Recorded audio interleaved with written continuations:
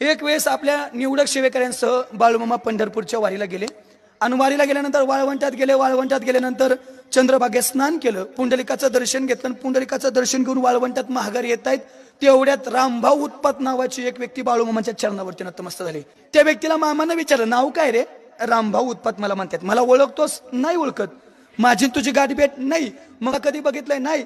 हा जा म्हणले मामा. रात्री पंढरपूरच्या पांडुरंगाचं मामानं दर्शन घेतलं आणि मुक्काम गाभाऱ्यातच करायला ठरवलं.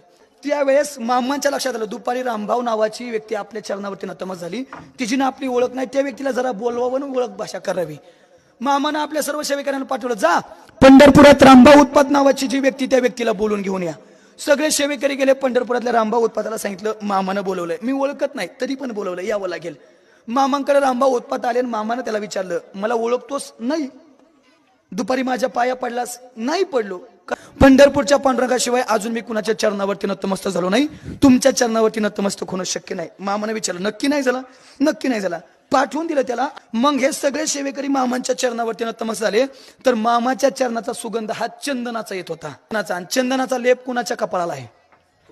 पंढरपूरच्या पांडुरंगाच्या. मग साक्षात सर्वांना कळून चुकलं, मामांचं दर्शन दुसरं तिसरं कुणी घेऊन गेलं नाही.